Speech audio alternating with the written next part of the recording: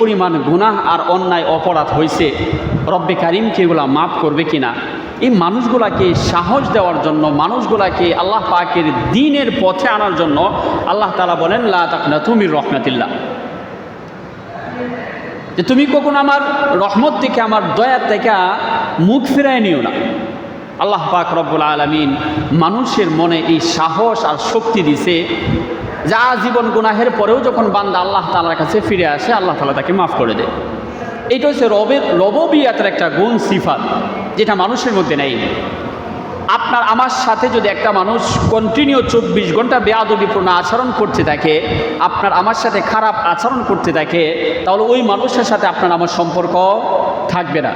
কিন্তু আল্লাহ তাআলা বলেন যে তাকে জন্মের পর থেকে নিয়ে মৃত্যুর কিছুক্ষণ সময় আগ মুহূর্ত পর্যন্ত আমার নাফরমানি করছে, বেঈমানি করছে, আমার কোনো কথাই রাখে নাই, আমার কোনো হুকুম আহকাম কোনোটাই মানে নাই, ওই বান্দাটাও যখন মৃত্যুর পূর্বে একবার বলবে যে আল্লাহ মাফ করো, আল্লাহ মাফ করে। কিন্তু মানুষের ক্ষেত্রে এটা সম্ভব নয়। মুআজ্জাজ হাজিরিন, তো আমাকে আপনাকে আল্লাহ পাক রব্বুল আলামিন এত নিয়ামত দিয়া ভরপুর করে শান্তি আদর সুহাগ দিয়া ভালোবাসা দুনিয়াতে পাঠাইছে, দুনিয়ার সব কিছু দিছে, দেওয়ার পরে আল্লাহ তাআলা কিছু শৃঙ্খলা দিয়ে রাখছে, যে তোমাকে তো আমি দুনিয়াতে দিছি, ঠিক আছে তুমি সব কিছু করো, কিন্তু এই শৃঙ্খলার ভিতরে থাইকা করো, বাহিরে যায়ও না। কিন্তু দেখা যাবে যে আমরা মানুষেরা শয়তানের ধোঁকায় এত বেশি পড়ি যে মানুষ কখনোই চিন্তাই করে না যে আমাকে পরকালে রবের সামনে দাঁড়াইতে হবে, পরকালে আমাকে হিসাব দেওয়া লাগবে, এই চিন্তাটা মানুষের মাথায় থাকে না। কালিমা পড়ছি, আমরা বিশ্বাস করি আমানতু বিল্লাহ, আল্লাহ এক, ওয়া মালাইকাতিহি ওয়া কুতুবিহি ওয়া রুসুলিহি, ফেরেশতা আছে, আল্লাহ তাআলা ফেরেশতা বানাইছে, আল্লাহ তাআলা কিতাব পাঠাইছে কোরআন, এবং নবী রসুলদেরকে আল্লাহ পাক রব্বুল আলামিন পাঠাইছে। ওয়াল ইয়াউমিল আখির, এটাও তো বিশ্বাস করি যে কিয়ামতের একটা দিবস আছে, ওই দিবসে আপনাকে আমাকে দাঁড় করায় দিবে আল্লাহ তাআলা, এটা বিশ্বাস করি না? বিশ্বাস করতে হবে না, ঈমান থাকবে না। তারপরে ওয়াল কদরি খাইরিহি ওয়া শাররিহি মিনাল্লাহি তাআলা ওয়াল বাসি বাদাল মাউত, লাস্টেরটাও বিশ্বাস করি যে মৃত্যুর পরে আল্লাহ পাক রব্বুল আলামিন আপনাকে আমাকে আবার দাঁড় করাবে। আমাকে আপনাকে দুনিয়াতে আল্লাহ তাআলা বানায় সমস্ত নিয়ামত দিয়ে ছাইড়া দিছে, আর দুনিয়াতে আপনার আমার চাহিদা অনুযায়ী জিন্দগি পরিচালনা করলাম, আল্লাহ তাআলার একটা হুকুমও মানলাম না, দুনিয়া আমার চলে যাবে। কিন্তু মৃত্যুর পরে কবর থেকে নিয়ে কিয়ামত পর্যন্ত সময় যাওয়ার পরে আপনাকে আমাকে ঠিকই আল্লাহ তাআলা ওই দিন ওই জায়গা থেকে আবার তুলবেন। এই হিসাবটার জন্য যে আমি রব দুনিয়াতে সময় দিছি, সমস্ত কিছু যে দিলাম, আমি রবকে তুমি কতটুকু মানছিলা, এই হিসাবটা নেওয়ার জন্য ওই দিন তুলবে। তো নবী আলাইহিস সালাতু ওয়াস সালাম বলেন যে হিসাব নেওয়ার সময় রব্বে কারিম প্রথমেই দাঁড় করায় প্রশ্ন করবে, আউয়ালু মা ইউহাসাবু বিহিল আবদু ইয়াউমাল কিয়ামাতিস সালাত, বান্দার কাছে রব প্রথমেই নামাজের হিসাব চাইবে। তো প্রথম আপনাকে আমাকে যেই গাঠিটা পার হওয়া লাগবে এটাই হলো নামাজ, প্রথম। তো এখন যদি আমি আপনি চিন্তা করে দেখি যে আপনার আমার পক্ষে 5 ওয়াক্ত নামাজ পড়া, তাহাজ্জুদ পড়া, নফল নামাজ পড়া, আল্লাহ পাকের পায়ে সেজদা করা আপনার আমার কয়জনের পক্ষে সম্ভব হয়? অসুস্থ হওয়ার কারণে মেডিকেলে ভর্তি হইতে হয়, বড় ডাক্তার দিয়ে চিকিৎসা করাইতে হয়, ওষুধ নেওয়া লাগে, কিন্তু যেই রব আপনাকে আমাকে এতগুলা নিয়ামত দিল, এই রব শুধু এতটুকু বলছে আমাকে আয় সেজদা করো, আমার হুকুমটা মানো, সেজদা করো, অথচ আমরা এটা করি না কেন? আমরা চিন্তা করি যে মৃত্যুর পরে কবরে যা হবে হবে, কিন্তু দুনিয়াতে আমাকে ভালো থাকতে হবে, দুনিয়াতে আমাকে অনেক টাকা মারি খাওয়া লাগবে, দুনিয়াতে আমার ক্ষমতা লাগবে, দুনিয়াতে আমি চললে আমার সাথে 2-4-10 জন পিছন দিয়ে হাঁটবে, এটা লাগবে, দুনিয়ার চাকচিক্য লাগবে, গাড়ি বাড়ি অট্টালিকা সব লাগবে। কিন্তু কবর এইরকম একটা জায়গা, নবীজি বলেন আল কবরু রাউজাতুম মির রিয়াজিল জান্নাহ, যে কবর এরকম একটা জায়গা যেখানে কোনো কোনো মানুষের জন্য আল্লাহ পাক এটা জান্নাতের বাগান বানায় দেবে, সুবহানাল্লাহ। আবার পাশাপাশি নবী বলেন আও হুফরাতুম মিন হুফারিন নার, যে শুধু জান্নাতের বাগান এই জায়গায় না, যে মানুষগুলা দুনিয়া থেকে আল্লাহ পাকের নাফরমানি করছে, নবী আলাইহিস সালাতু ওয়াস সালাম বলেন তাদের জন্য কবরটা জাহান্নামের গর্ত। নাউজুবিল্লাহ। তো কবর কারোর জন্য শান্তির জায়গা হবে, কারোর জন্য অশান্তির কারণ হবে। কারোর জন্য কবর ঘুমের জায়গা, ঘুমাবে কিয়ামত পর্যন্ত, আর কারোর জন্য কবরে যাওয়ার পর থেকেই জাহান্নামের শাস্তি শুরু হয়ে যাবে। কিয়ামত পর্যন্ত কবরের ভিতরে জাহান্নামের শাস্তি চলতে থাকবে। তো মুআজ্জাজ হাজিরিন, আমি আপনি দুনিয়াতে যে কাজ করি, একটা উদ্দেশ্য নিয়ে কাজ করি, বাড়ি করছি আরামে থাকবো, সেজন্য ভাড়া দিব, ভাড়া তুলবো, ফ্যাক্টরি করছি, কাজ করবো, আমার টাকার দরকার, অর্থ হবে, টাকা হবে। ঠিক তদ্রূপভাবে আল্লাহ পাক রব্বুল আলামিন মানব আর দানব বানানোর পরে আল্লাহ তাআলার ইচ্ছা যারা এই দুই জাতি আমার ইবাদত করবে, অন্য কোনো জাতি ইবাদত করুক বা না করুক, কিন্তু রব বলছে এই দুই জাতিকে আমি আমার ইবাদতের জন্যই বানাইছি। অথচ দেখা যাবে আপনার আমার আমল নামা, নিজের আমল নামা তো নিজে কইতে পারি নাকি? আমার নেকি কতটুকু আর বদি কতটুকু কইতে পারি না? নেকি কতটুকু করছি, গুনাহ কতটুকু করছি, এটা কিন্তু আমি নিজেরাই বলতে পারি। সারাদিনে আপনার আমার কতটুকু নেক আমল হয়েছে, কতটুকু বদ কাজ করছি, খারাপ কাজ করছি, এটা আপনার আমার নিজের জানা আছে। নিজের আমল নামা নিজে বলতে পারবো। কিন্তু আল্লাহ পাক রব্বুল আলামিন দুনিয়াতে আপনাকে আমাকে পাঠায় আমল নামা দিয়ে দিছে, খাতা দিয়ে দিছে। এই যে খাতার দুইটা পৃষ্ঠা আছে, একটাই ভালো লেখো, একটাই খারাপ লেখো, ফেরেশতা নিযুক্ত করে দিছে। এখন আমি আপনি যদি মনে করি যে গুনাহ করতে করতে করতে করতে শেষ পর্যন্ত তওবা না করে মৃত্যুবরণ করলাম, আর এই লেখাগুলা লেখা থাকলো, ফেরেশতারা লেখা রাখলো, তো আমি আপনি যদি কিয়ামতের ময়দানে অস্বীকার করি, করবে কিয়ামতের ময়দানেও বান্দা তার গুনাহের ব্যাপারে অস্বীকার করবে। নবীজি বলেন যে আল্লাহ পাক রব্বুল আলামিনের সামনে ওই দিন কাহারিয়াতের আকৃতি আল্লাহ পাকের থাকবে। ওই দিনও বান্দা আল্লাহর সামনে দ্বারা মিথ্যা কথা বলবে, রবের সামনে দ্বারা মিথ্যা কথা বলবে। যেই দিন ফেরেশতারা পর্যন্ত আল্লাহ তাআলাকে ভয় পাইবে। মূসা আলাইহিস সালাতু ওয়াস সালাম আল্লাহর সাথে মজা করে কথা কইতো। মূসা আলাইহিস সালাতু ওয়াস সালাম ওই দিন বলবে যে ইয়া নাফসি, রব তুমি আমাকে বাঁচাও, উম্মত পরে আগে নিজে বাঁচতে চাইব। তো বুঝেন আল্লাহ তাআলার কাহারিয়াতের আকৃতি, রাগান্বিতর আকৃতির চেহারা আল্লাহ তাআলার ওই দিন কীরকম হবে। ওই দিনও আমরা এই মানুষ এরকম কমপক্ষে এক জাতি, ওই দিনও আমরা ওই আল্লাহ তাআলার সামনে দাঁড়ায় বলবো আমি গুনাহ করি নাই। এই মানুষ, এই জাতি এরকম ওই জায়গা দাঁড়ায় বলবে যে আল্লাহ আমি এটা করি নাই। তো আল্লাহ তাআলা বলবে যে তুই করস নাই, এটা সাক্ষী হিসেবে আমি ফেরেশতা রাখছি। বলে ফেরেশতার সাক্ষী আমি মানি না। তখন আল্লাহ পাক রব্বুল আলামিন আপনার আমার জবান বন্ধ করে দিবে। দেওয়ার পরে সরাসরি অঙ্গ প্রত্যঙ্গকে উদ্দেশ্য করে আল্লাহ তাআলা বলবে যে তুমি তোমার হাত দ্বারা এই গুনাহ করছো, তোমার হাত ওই দিন তোমার বিপক্ষে দাঁড়ায় যাবে। নাউজুবিল্লাহ। যে চেহারা, মুখ, হাত, পা দিয়ে আমি গুনাহ করছি, অন্যায় করছি, প্রত্যেকটা অঙ্গ প্রত্যঙ্গ ওই দিন আপনার আমার বিরুদ্ধে দাঁড়ায় যাবে, নিজেরা সাক্ষী দিয়ে দিবে। জবান ওই দিন আল্লাহ পাক রব্বুল আলামিন হাতের জবান খুলে দেবে, হাত কথা বলবে। ওই দিন আপনার আমার পা, যেই পা দিয়ে হাইটা যায় গুনাহ করছি, পা কথা বলবে। ওই দিন আপনার আমার এই কপাল, মাথা, প্রত্যেকটা অঙ্গ প্রত্যঙ্গ ওই দিন ওই বান্দার বিরুদ্ধে সাক্ষী দেওয়া শুরু করে দেবে। তো আপনার আমার একটাবার চিন্তা করার দরকার, দুনিয়ার হায়াত তো শেষ হয়ে যায়, কিন্তু আখেরাতের হায়াত তো লম্বা সময়। দুনিয়ার সামান্য আরাম আয়েশের জন্য এত কিছু করতেছি, আখেরাতের এত লম্বা সময়ের জন্য আমি আপনি কি করলাম? কোনো কিছুই তো হইল না। কি বলেন, হয়েছে? কিছুই হয় নাই। ইবাদতের হিসাব যদি আমরা করি তাহলে দেখতে পাবো যে যেই পরিমাণে ইবাদত করছি 100 ভাগের 99 ভাগ হলো আমাদের আমলনামায় গুনাহ, 1 ভাগ নেকি। তো এইটা দিয়ে আমি আপনি আল্লাহ পাকের জান্নাতে প্রবেশ করতে পারবো না। নেক দিয়া তো মানুষ এমনিও জান্নাতে যাইতে পারবে না। আল্লাহ তাআলার দয়া ছাড়া কিয়ামতের ময়দানে নেকি দিয়ে কেউ জান্নাতে যাইতে পারবে না। নবী আলাইহিস সালাতু ওয়াস সালাম বলেন, যেই নবীর খাতিরে আল্লাহ তাআলা গোটা পৃথিবী সাজাইছে, আল্লাহ তাআলার সৃষ্টির ভিতরে নবীর চাইতে দামি আর কোনো সৃষ্টি আল্লাহ তাআলা বানায় নাই। ওই নবী বলতেছে আল্লাহ তোমার দয়া ছাড়া আমি জান্নাতে যাইতে পারবো না। তো আমি আর আপনি কে? আমল দিয়া না, যাইতে হইলে আল্লাহ তাআলার দয়া লাগবে, দয়া ছাড়া আমি আপনি যাইতে পারবো না। মুআজ্জাজ হাজিরিন, এই জন্য ছোট্ট আমল, সামান্য আমল, এই সামান্য আমল নিয়ে রবের কাছে আইসা কান্নাকাটি করা লাগে। রবের কাছে চাইতে হয়, বলতে হয় যে আল্লাহ আমার তো বড় আমল নাই, এইটা দিয়ে না মাফ করে দাও, তুমি তোমার তো অনেক দয়া, তুমি না বলছো লা তাকনা তুমি রহমাতিল্লাহ, আমি তো তোমার রহমত থেকে নিরাশ হই নাই, আমি তো সরাসরি আইসা তোমার রহমতের মধ্যেই আছি, তোমার রহমতের দরিয়ার মধ্যে তো চাইতে তুমি আমাকে মাফ করে দাও। এইটা যে চাইবো বান্দা, আরে বান্দার পুরা কপাল তো এইটাই, এইটা চাওয়ার সময় নেই। এইটা চাওয়ার সময় নাই, পরিবেশটা করতে পারে না। কারণ দুনিয়া এরকমভাবে জাপায় ধরছে যে 5টা মিনিট বের করে একটু অন্ধকারে, একটু নীরব জায়গায়, একটু নির্জন স্থানে বসে যে আল্লাহ দুনিয়ার সব কিছুর সাথে আমার প্রেম ছিল, তোমার সাথে ছিল না, তোমার সাথে আমি 5 মিনিট প্রেম করব।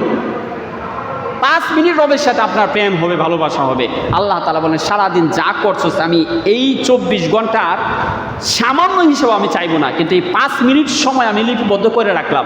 কিয়ামতের ময়দানে আমি বলবো যে আমার এই বান্দার সাথে আমার প্রেম ছিল 5 মিনিটের, এইটার বিনিময়ে আমি আল্লাহ তাআলা মাফ করে দিচ্ছি। কিন্তু আমি আপনি এই 5টা মিনিট সময় বের করতে পারি না। কারণ দুনিয়ার এই চাহিদা ভোগ বিলাসে পড়া মানুষ আখেরাত ভুলে গেছে। আর দুনিয়াতে এই চাহিদা ভোগ বিলাস করে আখেরাত যে বলবে এটা তো আল্লাহ তাআলা জানেন। কেন? ইন্না শাইতানা লাকুম আদুউম মুবিন।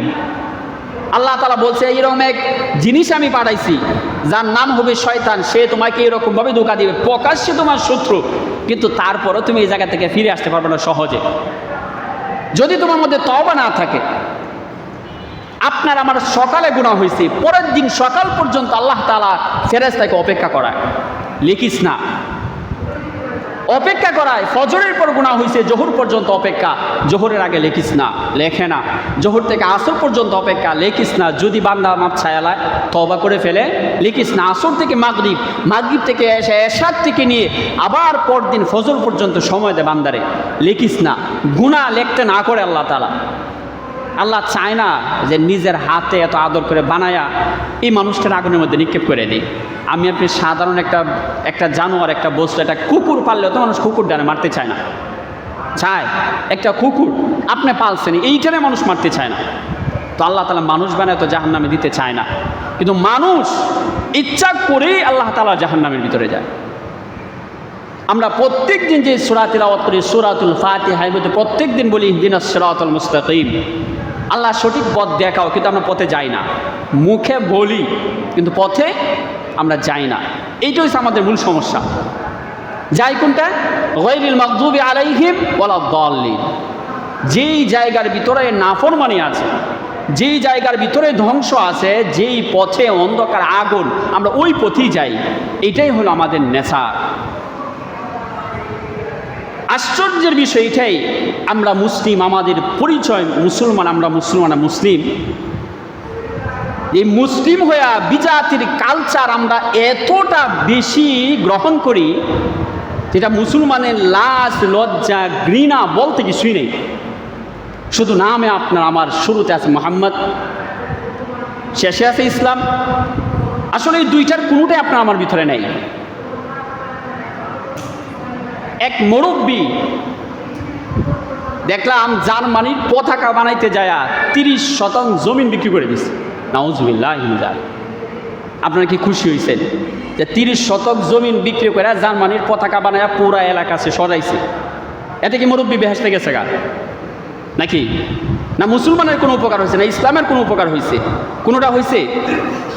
এই যে মুরব্বী জমিন বিক্রি করলো, আর কোনো কিছুর দরকার নেই। আল্লাহ তাআলা যদি এই কথাটা বলে যে জমিন তো আমার, তোরে আমি দিয়েছিলাম জমিনে থাকার জন্য, এই জমিনে থাইকা তুই আমার ইবাদত করবে, তুই কি করছস? এই জমিন বিক্রি কইরা বিজাতির কালচার, বিজাতির সাথে সম্পর্ক তুই এরকম করছস যে এতটাই ভালোবাসস যে আমি আল্লাহর চাইতেও ওই বিজাতির পতাকা তোর কাছে বেশি হয়ে গেছে, আর কিছু দরকার নেই। তো এই মুরব্বী ওই হিসাব দিয়া পরে কি জান্নাতে যাওয়া সম্ভব? হাই রে কপাল পোড়া। আজকে যদি এই মুরব্বী এই যে অর্থটা একটা জার্মানির পতাকার জন্য খরচ করছে, এই অর্থটা দিয়ে যদি সত্তায় জারিয়া কিছু করে যেত, তাহলে যেই দিন নিঃশ্বাস বের হইতো তারপরের থেকে নিয়ে কিয়ামত পর্যন্ত তার আমল নামার ভিতরে নেকি উঠতে থাকে। দুনিয়ার গুনাহের কারণে যদি কবরে আযাব দেওয়া হইতো, শাস্তি দেওয়া হইতো তাকে, এই যে নেক যাচ্ছে, এই নেকি যাওয়ার কারণে আস্তে আস্তে তার শাস্তি কমতে শুরু করত, একটা সময় সে রেহাই পেয়ে যাইত। কিন্তু দুর্ভাগা কপাল, নামের শুরুতে মোহাম্মদ, শেষে দিয়ে ইসলাম, কিন্তু দুইটার একটাও আপনার আমার ভিতরে নেই। যদি থাকতো তো সে চিন্তা করত, নবীজি বলেন লাইসা মিন্না মান তাশাব্বাহা বিগাইরিনা, নবীজি বলেন যে সে আমার উম্মতি না, সে আমার দলের অন্তর্ভুক্ত না। যারা বিজাতির কালচারকে বিশ্বাস করে, বিজাতির কালচার গ্রহণ করে, বিজাতিকে মহাব্বত করে ভালোবাসে, সে কখনো আমার উম্মতের অন্তর্ভুক্ত না। তা আমি আপনি অনেকেই, বিশেষ করে আমার যুবক ভাইয়েরা মনে করে যে নবীজির উম্মতের অন্তর্ভুক্ত না হইলে কি হইব, আমরা যুবক, পতাকা জার্মানি বানাইছে তো কি হয়েছে, আমি আর্জেন্টিনার পতাকা বানাবো, ব্রাজিলের পতাকা বানাবো। একটা বার চিন্তা করেন, আপনি যেই আর্জেন্টিনা আর যেই ব্রাজিলের পতাকা আপনি বানাচ্ছেন, যে আর্জেন্টিনার মেসিকে নিয়ে আপনার স্বপ্ন, আপনি খেলা দেখছেন, তাকে ভালোবাসছেন, তো ওই মেসি কি ইসলামের জন্য উপকার না ইসলামের জন্য ক্ষতির কারণ? বুঝে থাকলে বলেন, এই মেসিকে দিয়া ইসলামের উপকার হচ্ছে না ক্ষতি হচ্ছে? মেসি কি মুসলমান না বেঈমান? তো বেঈমানের সাথে আপনার আমার সম্পর্ক কিভাবে হয়? নবী যদি এখন বেঁচে থাকতেন, আপনার আমার বিজাতির যে কালচারের উপরে এত মহাব্বত আর ভালোবাসা যদি নবীজি দেখতেন, কান্না করতে করতে নবীজির চোখের পানি শেষ হয়ে যেত, যে কোন উম্মতের জন্য আমি আল্লাহ তাআলার কাছে যাওয়ার পরে কোনো কিছু না চাই উম্মতের ক্ষমা চাইছি, এই নিয়ে আমার উম্মত। যেই কালচারের ব্যাপারে আল্লাহ নবী বলছেন মান তাশাব্বাহা বিকাউমিন ফাহুয়া মিনহুম, যে তুমি যেই দলকে সাপোর্ট করছো, এই দল যদি বেঈমান হয়, এই কওম যদি বেঈমান হয়, তো এই সম্পর্ক থাকার কারণে, তোমার এই দলের সাথে সাদৃশ্যতার কারণে রব তোমাকে কিয়ামতের ময়দানে ওর সাথে অ্যাডজাস্ট করায়া তার সাথে হাসুন নাসরে বিচারের দিন দাঁড় করায় দিবে। তো মেসি তো জান্নাতে যাবে, কি বলেন? আমি কেন বলতেছি, যদি ইমান আনে সেটা ভিন্ন ব্যাপার, কিন্তু বেঈমান অবস্থায় যদি মেসি মৃত্যুবরণ করে, তাহলে মেসি কি জান্নাতি হবে না জাহান্নামী হবে? তো মেসি যদি জাহান্নামী হয়, তো মেসির সাথে যে আপনার আমার সম্পর্ক, অন্তর দিয়ে যে তারে ভালোবাসি, তো এই ভালোবাসার কারণে আপনার আমার স্থান কোথায় বলেন? আপনার আমার স্থান কোথায় হবে, জান্নাতে না জাহান্নামে? জাহান্নামে হবে না? জাহান্নামে হবে। নেইমারের পতাকা, ব্রাজিলের পতাকা উত্তোলন করতে যায় একজনের মৃত্যুবরণ করছে, আর কি নেকির কাজ জানা করছে, কি বলেন? বিজাতির পতাকাকে তুমি ভালোবাসো, বিজাতির সাথে তোমার সম্পর্ক, বিজাতিকে তুমি তোমার মন থেকে অন্তর থেকে ভালোবাসো। নবী আলাইহিস সালাতু ওয়াস সালাম বলতেন বিজাতিকেও জাহান্নামে দেওয়া হবে, তোমাকেও বিজাতির সাথে সম্পর্ক থাকার কারণে তোমাকেও আল্লাহ পাকের জাহান্নামের মধ্যে নিক্ষেপ করা হবে। আজকে সমাজ, যুবক ভাইয়েরা, রক্তের গরমের কারণে মেসি আর নেইমারের ভালোবাসাটা এতই বেশি হয়েছে, নিজের বাবার গায়ে জামা আছে কিনা দেখার সময় নাই, মায়ের শরীরে কাপড় আছে কিনা দেখার সময় নাই, ঘরে ভাত কাপড় আছে কিনা দেখার সময় নাই, কিন্তু মেসির জার্সি কিনতে হবে, নেইমারের জার্সি কিনতে হবে, মেসির জন্য আর্জেন্টিনার পতাকা বানায় উড়াইতে হবে, নেইমারের জন্য ব্রাজিলের পতাকা বানায় উড়াইতে হবে। এইটা নিজেরে খুব বড় মনে করতেছে, যুবকরা এটাকে নিজের অনেক গর্বের মনে করতেছে। অথচ নবীজির হাদিস অনুযায়ী মেসি যদি বেঈমান হয়, নেইমার যদি বেঈমান হয়, তাহলে বেঈমানের সাথে সাদৃশ্য রাখার কারণে আল্লাহ পাক রব্বুল আলামিন জাহান্নামের মধ্যে নিক্ষেপ করবে। নবী আলাইহিস সালাতু ওয়াস সালামের কাছে সাহাবের আয়েশা প্রশ্ন করলো, ওগো আল্লাহর নবী, আমাদের সাথে যাদের সম্পর্ক তারা কি জান্নাতে যাবে, আর কাফেরদের সাথে যাদের সম্পর্ক তারা কোথায় যাবে? আমার সাথে আপনার সাথে মহাব্বত, এই মানুষগুলা কি জান্নাতি হবে, আর বেঈমানের সাথে যাদের সম্পর্ক তারা কি জাহান্নামী হবে? নবী আলাইহিস সালাতু ওয়াস সালাম বুখারীর বর্ণনার মধ্যে বলেন আল মারউ মাআ মান আহাব্বা। নবীজি বলেন সম্পর্ক মহাব্বত তোমার যার সাথে ছিল, আল্লাহ পাক রব্বুল আলামিন তার সাথে মিলেই তোমাকে হাসর নাসর করাবে। তা সম্পর্ক আপনার আমার মুহাম্মদুর রাসূলুল্লাহর সাথে আপনার আমার হাসর নাসর হবে জান্নাতে।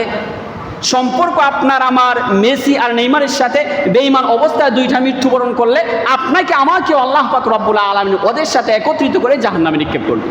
তাহলে আমি আপনি মুসলমানের সন্তান, মুসলমানের ঘরের জন্ম, নামের শুরুতে আছে মুহাম্মদ, শেষে আছে ইসলাম, নাম রাখছি মুসলমানের, মা মুসলমান, বাবা মুসলমান, দাদা মুসলমান, 14 গোষ্ঠী মুসলমান, কিন্তু কাজ সব করতেছে বিজাতির, বেঈমানের। মুআজ্জাজ হাজিরিন, এই জন্য এখনো সময় আছে, এগুলা থেকে আপনাকে আমাকে বেরিয়ে আসতে হবে। কেন? আল্লাহ পাক রব্বুল আলামিন কুরআনুল কারীমের মধ্যে বলেছেন আল্লাহু ওয়ালিয়্যুল্লাযীনা আমানু ইউখরিজুহুম মিনাজ যুলুমাতি ইলান নূর। আল্লাহ পাক রব্বুল আলামিন বলেন যাদের সম্পর্ক আল্লাহর সাথে, আল্লাহ ওয়ালাদের সাথে, আল্লাহর সাথে যাদের সম্পর্ক, ওই মানুষগুলাকে আল্লাহ পাক রব্বুল আলামিন অন্ধকার থেকে বের করে আলোর পথে ঢুকায় দেয়। সুবহানাল্লাহ। মানে খারাপি থেকে বের করে আল্লাহ পাক ভালো রাস্তায় তুলে দেয়। জুলুমাত ইলান নূর, যেখানে খারাপই হবে এই অন্ধকার থেকে আল্লাহ তাআলা বাইচা বাইচা জান্নাতের রাস্তায় তুলে দেয়। আল্লাযীনা কাফারু আউলিয়াউহুমুত তাগুত, আল্লাহ তাআলা বলেন যে যারা তাদের অনুসরণ করে তাহলে লাভ কি হবে? ইউখরিজুনাহুম মিনান নূরি ইলাজ যুলুমাত, আল্লাহ তাআলা বলেন ওই মানুষগুলোকে জাহান্নামের রাস্তার মধ্যে তুলে দিই, অর্থাৎ বেহেশতের রাস্তার থেকে বের করে দুজকের রাস্তার মধ্যে আল্লাহ তাআলা নিক্ষেপ করায় দেয়। তো আপনার আমার সম্পর্ক কোথায় হচ্ছে? একটা বার যদি আমি আপনি চিন্তা করি, ফুটবল খেলা এটা তো এমনিই হারাম, এই খেলাটা তো এমনিই হারাম। আপনি কি শরীর চর্চার জন্য খেলা দেখতেছেন নাকি? আপনি তো নিজের কাহেসাত মেটানোর জন্য, মনের চাহিদা মেটানোর জন্য খেলা দেখতেছেন। আপনি আপনার দলকে উঁচু রাখবেন, কত বড় নাফরমান। আমি আজকে সকালে দেখলাম এক নাফরমান বাংলাদেশের পতাকা দিয়া লুঙ্গি বানাইছে আর আর্জেন্টিনার পতাকা দিয়া গেঞ্জি বানাইছে। আচ্ছা, বাংলাদেশের চাইতেও আর্জেন্টিনা কি তার কাছে বেশি দামি?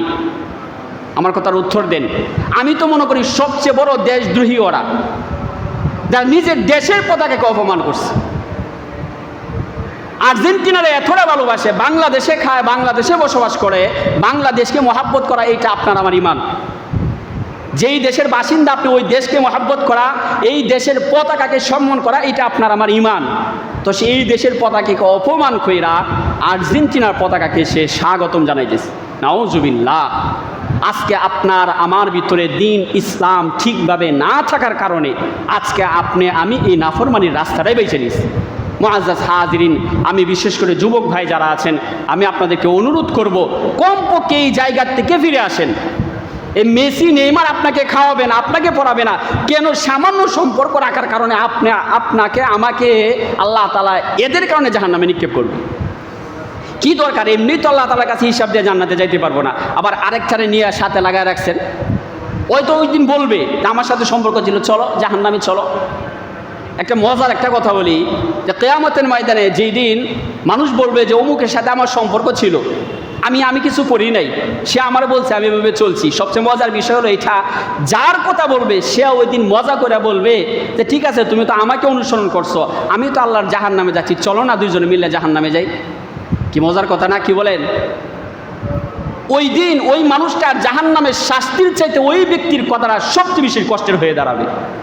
যেই মানুষটাকে সাপোর্ট করতে যায়, ভালোবাসতে যায়, আমি আমার জীবনের হায়াতের জিন্দিগি ব্যয় করছি, সে আজকে আমাকে মজা করে বলতেছে আল্লাহর জাহান্নামে যাইতাম।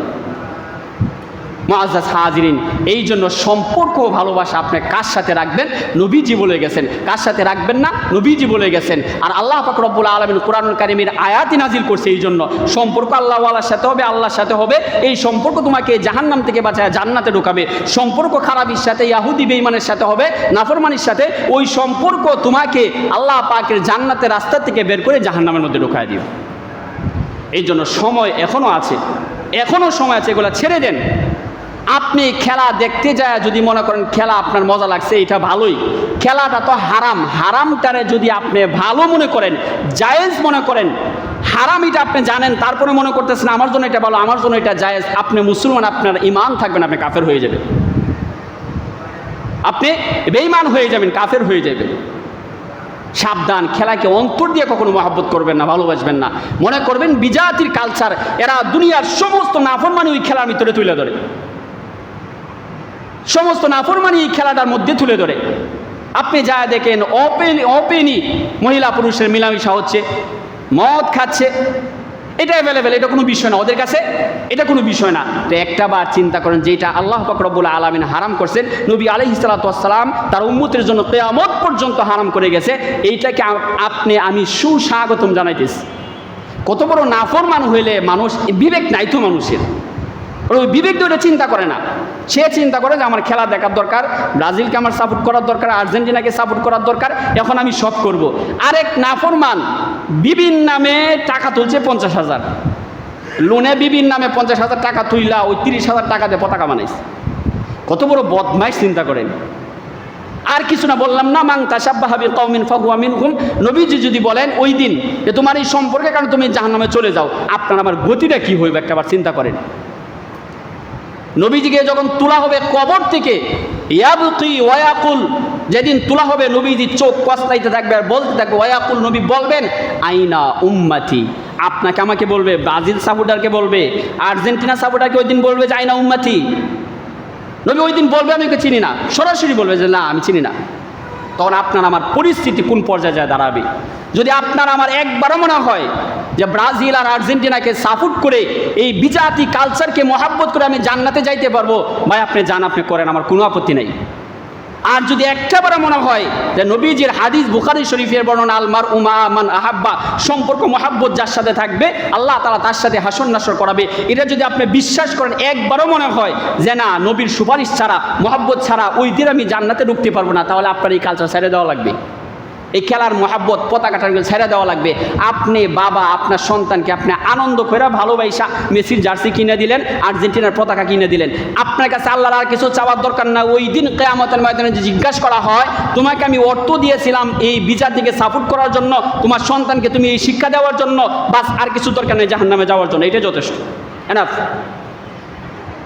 হুজুর বুঝে না দেখে তো নবী আলাইহিস সালাতু ওয়াস সালাম বুঝে গেছে সন্তান কিভাবে মানুষ করতে হইব। এটা দুর্ভাগা কপাল আপনার আমার, খেয়াল নাই, দুনিয়ার কোনো খেয়াল নেই, চলছে রঙ্গমঞ্চের ভিতরে চলছে, এক সময় হায়াত শেষ হয়ে যাবে, চলে যাবে। মুআজ্জাজ হাজিরিন, না, এই দুনিয়ার সময় শেষ হয়, কিন্তু দুনিয়ার কষ্টের পরে একটা সুখ আছে, সুখের পরে আবার আল্লাহ তাআলা ইচ্ছা করলে কষ্ট দেয়। কিন্তু কবর থেকে নিয়ে কিয়ামত পর্যন্ত যদি একবার আপনি কবরের ভিতরে আও হুফরাতুম মিন হুফারিন নারের মধ্যে পড়ে যান, তাহলে কিয়ামত পর্যন্ত আপনাকে জাহান্নামের আগুনেই জ্বলতে হবে।